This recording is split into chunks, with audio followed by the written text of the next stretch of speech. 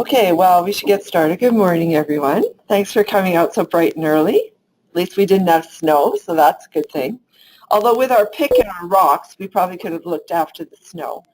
Marilee and I laughed because I came up with this analogy for harvesting gems among the ore, and so we've been playing with it with our various pictures. So anyway, so I'm Wendy Hall, and I'll be presenting on this today. And I mean, really, the idea about this is I'm going to talk about the payload first, which was the randomized controlled trial. But when you're doing something like a randomized controlled trial, you generate a lot of data, and then it's a matter of sort of thinking about, okay, we've got all this data. Is there anywhere else we can go with this? And that's what I'm going to be talking about today, where else you can go with it. So the OR payload was the Rocky Sleep trial, so I'll talk to you a little bit about that very briefly. And then I'll tell you about the other gems that we uncovered while we were working on this, but there's other gems that we could still uncover because there's data sitting in my office that I haven't had a chance to get to yet. So the gems kind of keep showing up. So the payload was the Rocky Sleep trial, and this was a CIHR-funded randomized controlled trial, and it was for 6 to 8 month old babies who were having behavioral sleep problems. And that is defined as waking at least twice a night or more than 20 minutes a night. And so generally parents don't respond well to that, and it creates problems for them. So our job was to try and assist them with that. So we had baseline measures, and our baseline measures included actigraphy. And actigraphy looks like a wristwatch. And you put it on the ankle of babies, and basically it's an accelerometer, so it detects movement, and that's a way that we have of distinguishing between sleep and wake, and it's considered to be an objective, in quotation marks, measure. And we also use sleep diaries, which are used quite frequently. And so we had our baseline, and then we followed up at 6 and 24 weeks, and the intervention involved getting parents to focus on sleep over 24 hours, talking about what normal sleep is, giving them some sense of how sleep looks, talking about sleep associations and ones that we wanted to encourage, and also how to look at routines for children and how to incorporate that in their daily activities, including nighttime routines, and then techniques they could use to respond to children's night waking. Which was control comforting or camping out. And then after that, the public health nurses who delivered, I trained public health nurses to deliver the intervention, and they were the people who phoned the families twice a week for 2 weeks to offer support to the families around trying to use this intervention. Our safety control group got the same amount of attention as the intervention group, but they came to a session on looking after infant safety with a tip sheet and a whole bunch of other things about how to keep them safe. And then the nurses who were hired on the study phoned the families twice a week for 2 weeks to talk about infant safety and get their ideas about how they were doing with that. So that's what happened. Then because infant sleep problems are a very serious problem, and because we don't have any interventions in the public health system, what we decided to do, and you know, you always learn about these things in retrospect, was we gave the parents who were in the control group written information about the intervention after the 6-week data collection point, because we felt like it was unethical not to provide them with any help with the child's sleep problem. The problem with that is then it then made our 24-week data not particularly interesting to anybody, because we weren't comparing the control and intervention group anymore. We now had 2 groups that had exposure to the sleep intervention, just in different ways. So we learn when we do these things. Okay, so our primary outcome was that infants would wake less frequently at night, as assessed by actigraphy, or fewer parents would identify their child as having a sleep problem.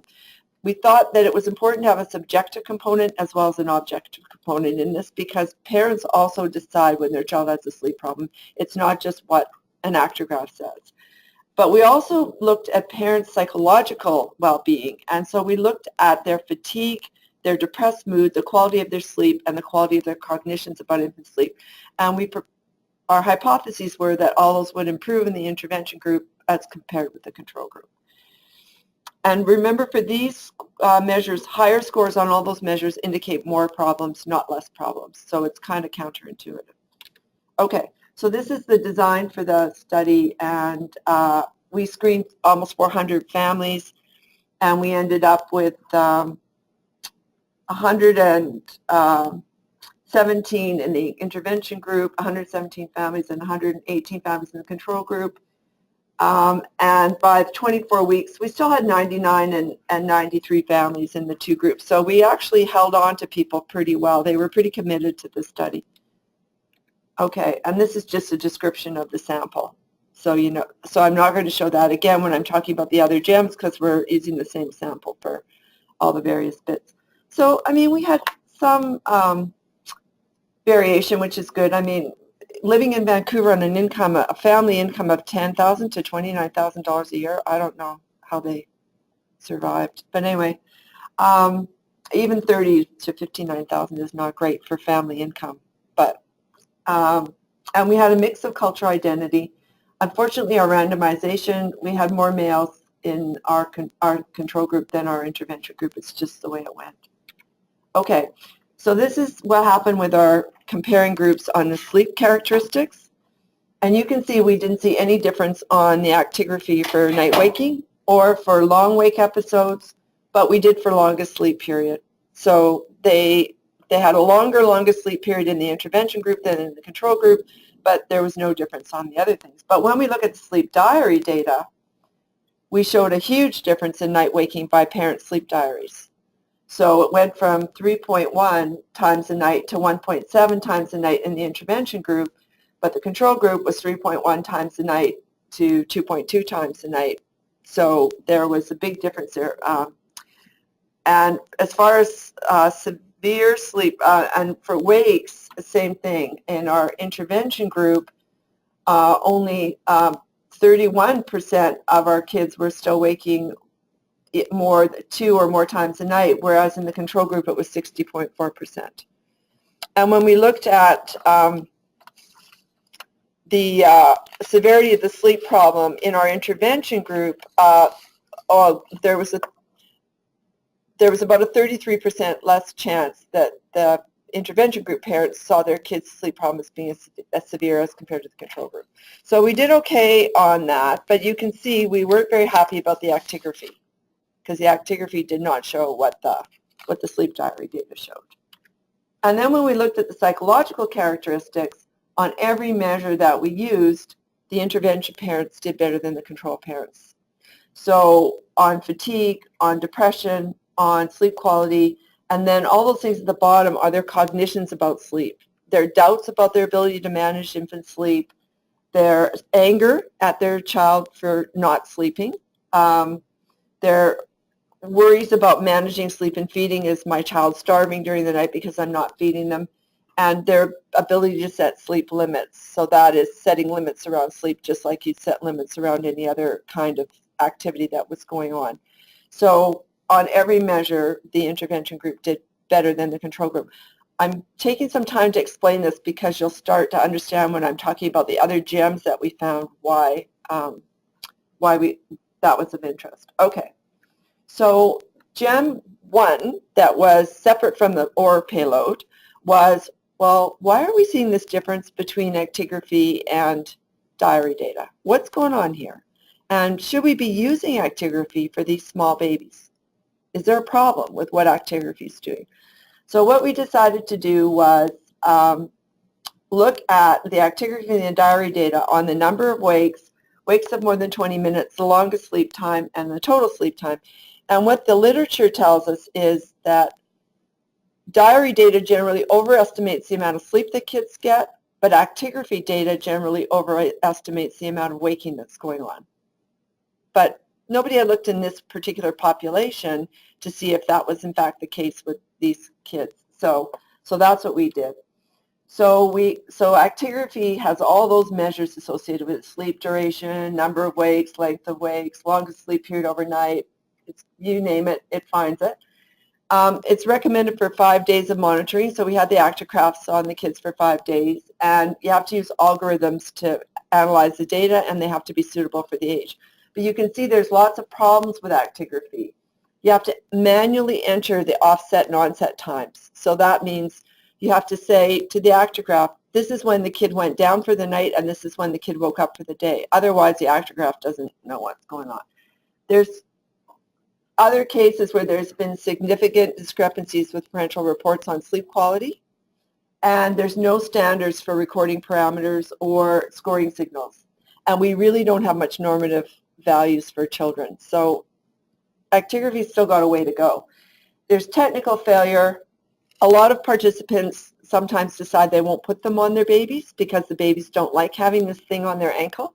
It's worse with older kids because they really don't like, usually they've got it like on a wrist or something and they hate that.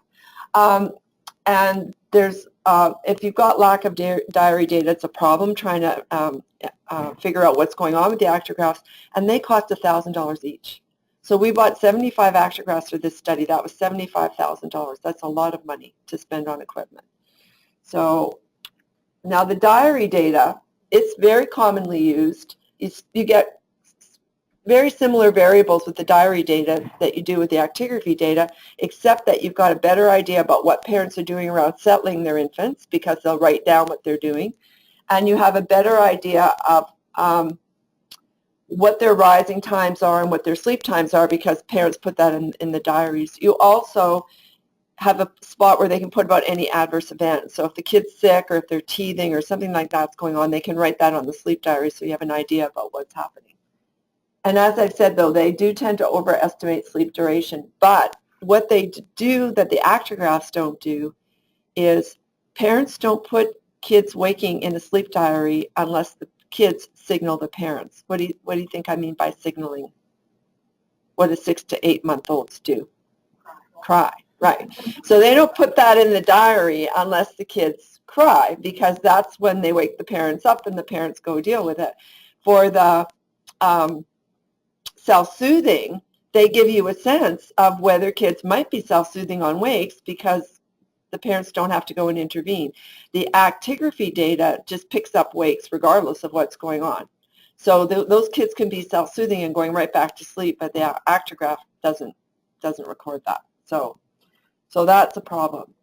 So we had all these cases. We matched cases to see.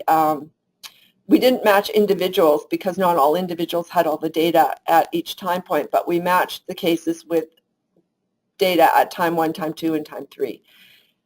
And so we had 194 cases at 1, 166 at 2, and 118 at 3. And then we looked at the wakes and wakes of more than 20 minutes and longest sleep time and total sleep time, and we used paired t-tests.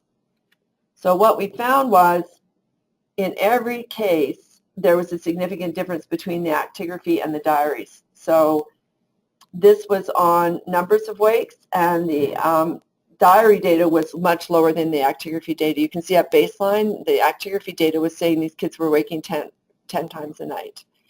And as we went on, there was a bigger discrepancy between the actigraphy and diary data, which suggested to us that these kids were actually self-soothing. And that's why the diary data didn't look like the actigraphy data. So that was kind of an important thing to figure out. And then this is at the length of night wakes, well, 20 minutes or more. And you can see that on each time frame, there were significantly more by actigraphy than diary data, except at 6 weeks. And we looked at that and thought, what was going on there? And what we think was going on there was that if they were waking up for 20 minutes or more at 6 weeks, chances were better that they were still signaling their parents. Because if a baby's awake for more than 20 minutes or more, generally they signal. They don't just go back to sleep on their own. And that's why we think there wasn't a big discrepancy at that 6-week data point. But by 24 weeks, the control group had gotten the intervention, and so then we started to see that big difference between the actigraphy and the diary data again. And yeah, so there was a difference there. And then when we looked at longest sleep duration, huge difference by diary data compared to actigraphy data. you can see the numbers there. So that's minutes. So, and that discrepancy got bigger as the data collection went on. So by 24 weeks, it was practically double by diary data, the longest sleep duration compared to the actigraphy data. And then when we looked at total night sleep, again, there was a big discrepancy between the actigraphy data and the diary data, and the diary data indicated they were sleeping more than the actigraphy data did. So we really fit with what was going on in the literature, so that was a good thing because nobody had looked at infants before. Everybody had just looked at toddlers and preschoolers and older kids. But we there was some new data there that I think was interesting. And so what we took away from that is really, should we be using actigraphs? Because the funding agency insisted that we had to have an objective measure of sleep. But I mean, really, the actigraphs didn't represent what was going on with those children. So I think you could now make a line of argument with the funding agency that the actigraphs overrepresent waking. They're not really an objective measure in the sense that you really have a good handle on what's going on with these young babies, and sleep diaries would be perfectly legitimate as a way to collect data, which would save the taxpayer $75,000. It's not a small thing. Okay, GEM 3 was the parental cognitions about infant sleep, sleep quality, and depression. And we found that significant difference on depression when we looked at the trial, right, between the intervention group and the control group. And we thought to ourselves, or I thought to myself, we should really be looking at what do sleep cognitions do around this whole area of depression. Because we know there's lots of information in the literature that sleep quality and fatigue have a massive effect on depression. So there's tons of papers on that. Sleep cognitions, not so much. So I haven't presented all the data here because I'm about to submit this for publication, and I don't want to run into problems authenticate with some journal editor out there finding that I've got all the tables that I'm about to publish or try to publish in my paper for publication that would end up on the web. So I'm only presenting a small subset of my tables for this. But so what we were thinking is that are parental cognitions about infant sleep related to depression, and are they contributing to depression beyond what fatigue and sleep quality contributes? Because if they are, then these kinds of interventions are very important for dealing with parental depression in the postnatal period.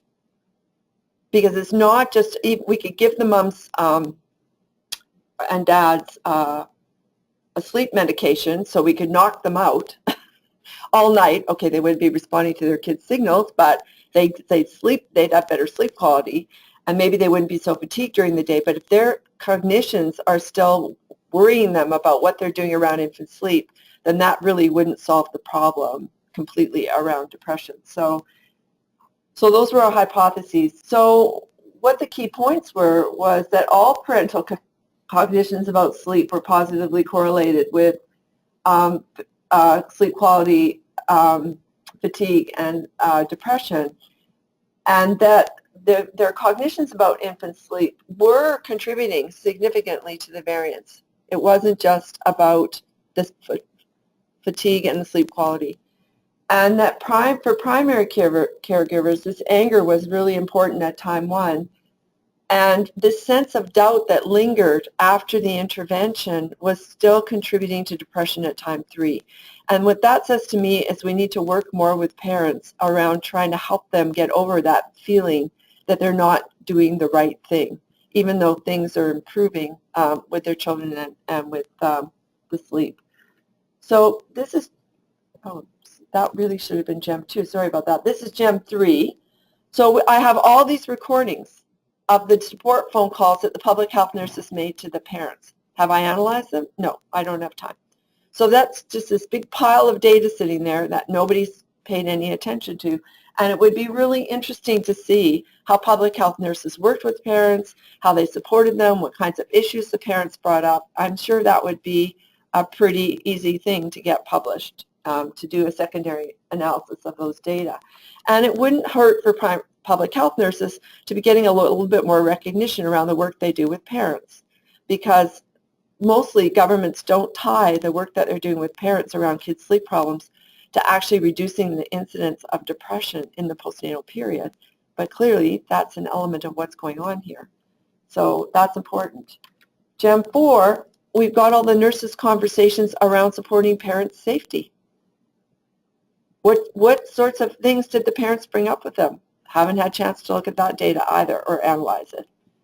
So that would be another interesting thing to look at, because really I don't know about any data out there on how parents think about safety for infants as young as this, infants that are more or less than 12 months of age.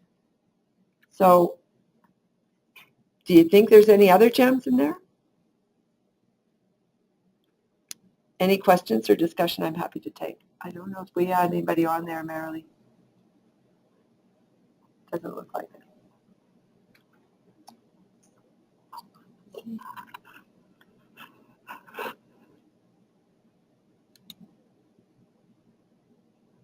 So we have one person. Oh, good. Okay. Great. Thanks. So Wendy, given that I've shocked you all into silence. Yeah. Given what I see and know is parents have monitoring systems for their babies. So they, Yeah. They have an app on their phone, and from anywhere in the world, they can bring up the screen to show their baby sleeping or not. And it's quite common now. So I wondered if, I know it would be very labor intensive, but I wondered if there was, given the actigraph Yep. aren't that useful or have limited use, if there was a thought of maybe actually visualizing the child while they're sleep waking. Yeah. Yeah, that's a great question. But I know just thinking about looking through hours and hours and hours of data, which is something that you can much more easily download with an actigraph. I just wondered if there had been any work done with that, since it seems to be so common now. Well, Osman Ibsaruglu, who's a guy I work with, who's over in at Sunny Hill, and he's a developmental pediatrician, but he's interested in sleep.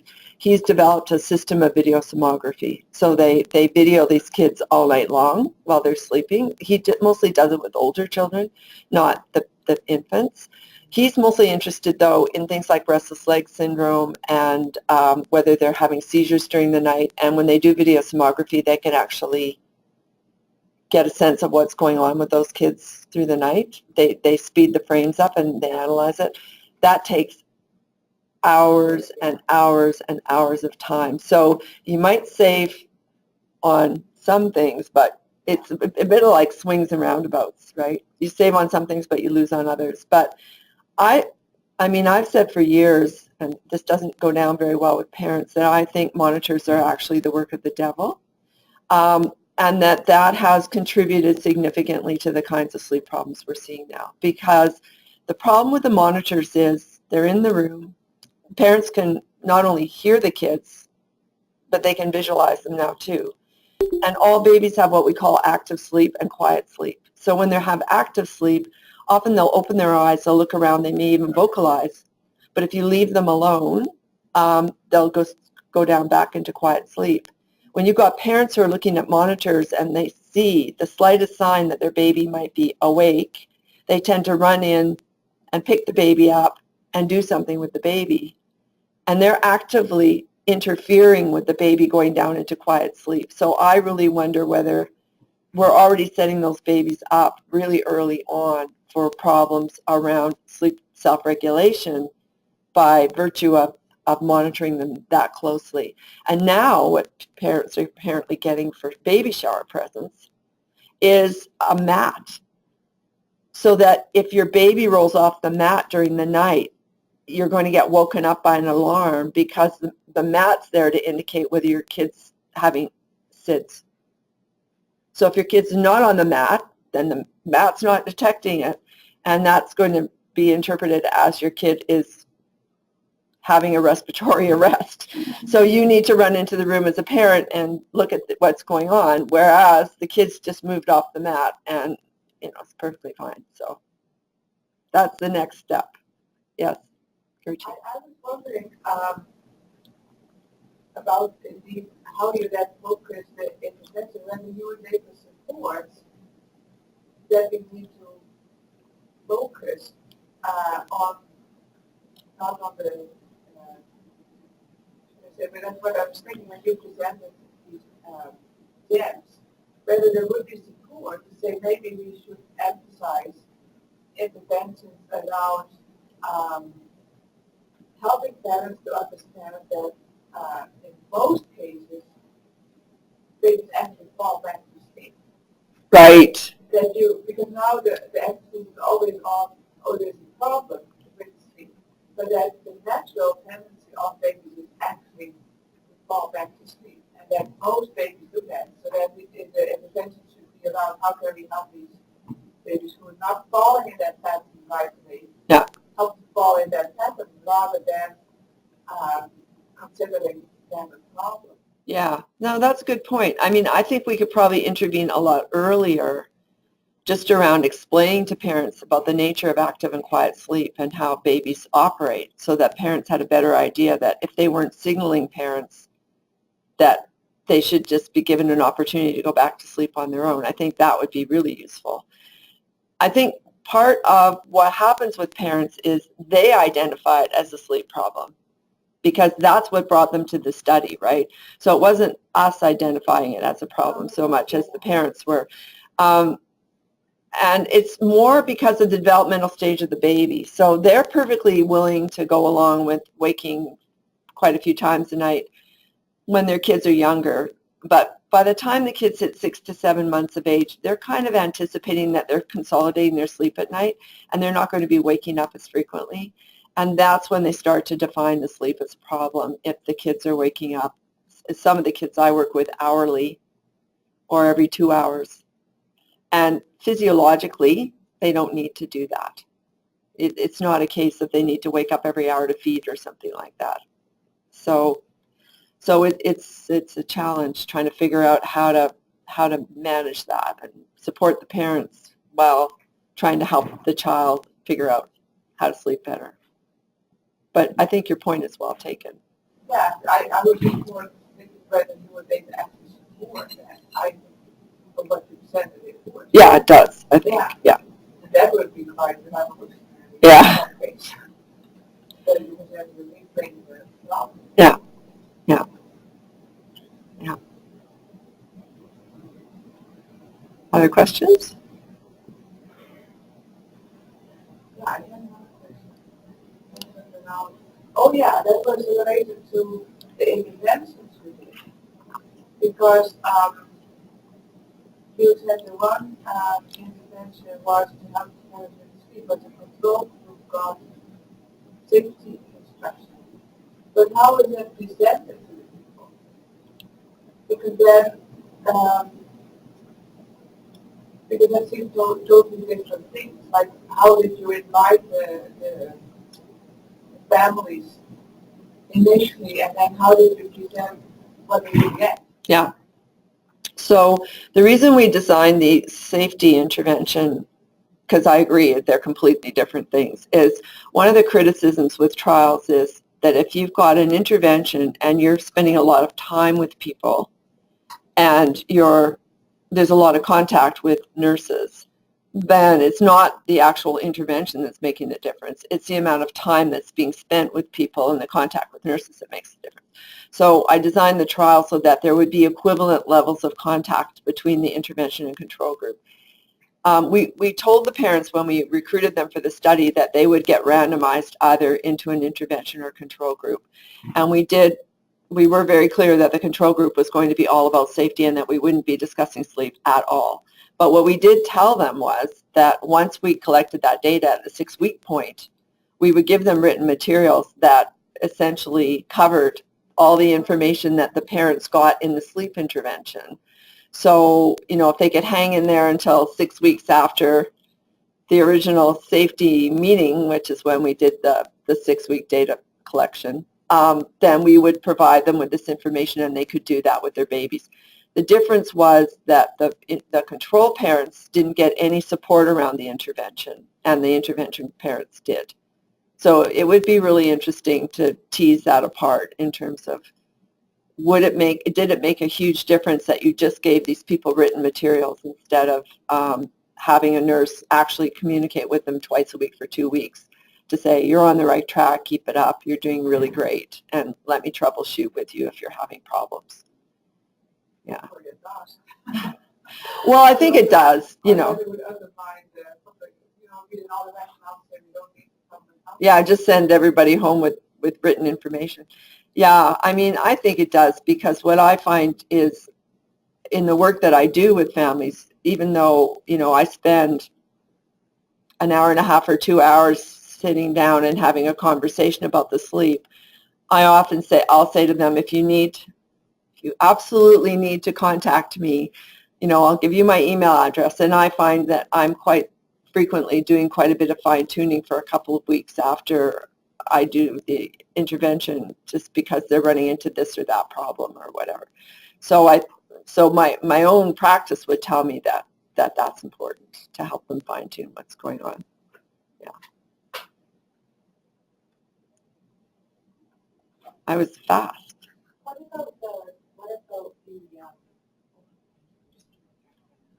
One of the things about signaling to babies is the whole thing around breastfeeding, and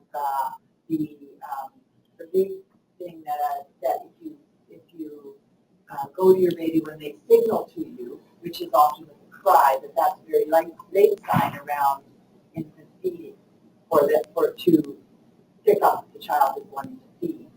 So how do you reconcile that? Because I know there are some. I know there was some opposition. There must be opposition from people who are very much breastfeeding advocates. Yeah. Well, it's interesting because you know, there were rumors going around the nursing community that I was being presented as anti-breastfeeding. So I got invited to go to the Baby Friendly Network and to present my research. I think it was really, you know, come and defend yourself, right? And you know, I'm very clear with families that using sleep interventions is not in any way, shape, or form intended to say you shouldn't be breastfeeding. And in fact, I would argue, I didn't put the stats up there for these families, but I think something like 54% of the families that were in our intervention group were still breastfeeding by 24 weeks post-intervention, which if you do the math, because these kids were 6 to 8 months old when we enrolled them in the study, was well beyond the end of their first year of life. And, you know, not many babies get breastfed for that long. So I would actually argue that if you can solve the sleep problems and the moms don't regard breastfeeding as the source of the problem for the night waking, they'll breastfeed for longer. So what we say with the families is that absolutely for the first few months of life, that's what you do. It's completely cue-based. And when the child signals that and during the night, if they're 3 months old, they undoubtedly need to feed. By the time the babies are between 6 and 8 months, which is when we recruited them into the study, they've consolidated their nighttime sleep, they're consolidating their daytime sleep into naps, and most of them don't require a nighttime feeding.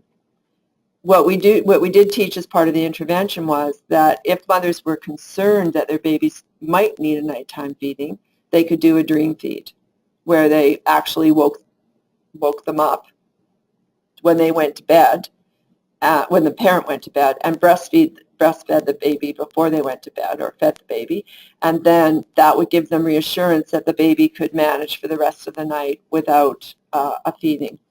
And that seemed to work very well. The other thing we recommended was that in no way, shape, or form should women stop breastfeeding, but they should not be breastfeeding babies to sleep or breastfeeding right before they go to sleep, because that's when they make that sleep association between eating and sleeping.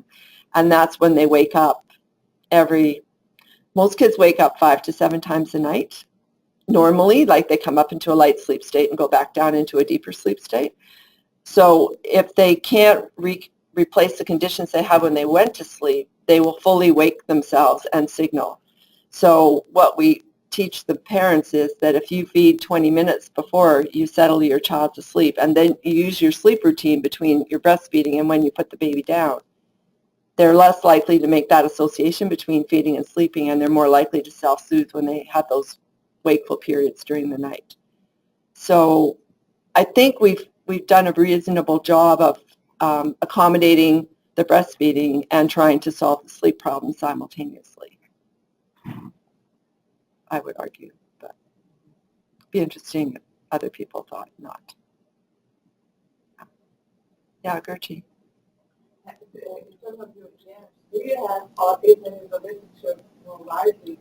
Data that it's possible to make a comparison between, because I was still thinking about your response earlier about the parents identifying themselves as the seeing the sleep problem. Yeah. The research, but is there research that makes comparisons between sleep patterns in babies of parents who identify it as a problem versus like not identify the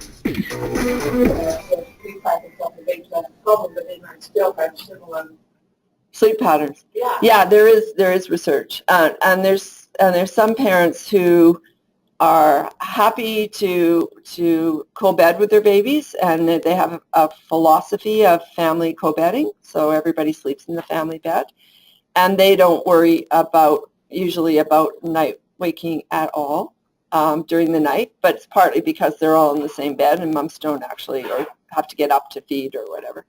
But also, yeah, there are families where children wake 7 times a night, and the families just say, oh, well, they're babies, it happens, but we're not going to worry about it. So I don't know that anybody's ever really sat down and interviewed the families who don't regard it as a problem, the families who do regard it as a problem, to find out what the intricacies of that might be. It would probably depend a little bit on what's going on in the overall family life, because for our study and for the work that I've done over the years, a lot of times moms might only have a 6-month maternity leave, and they're planning to go back to work, or they're back at work, and they're just not functioning with night waking that's happening 4 or 5 times a night. They're just wrecked. And so they're very keen to try and figure out how to solve that problem. If you were at home, maybe you didn't have other children, and you could just kind of run your own life the way you wanted to, that night waking might not make so much difference for you, because you could sleep in the morning with the baby, or nap when the baby naps, or whatever. So there just may be a little bit more flex in those people's lives to manage the night waking. I don't know. Yeah.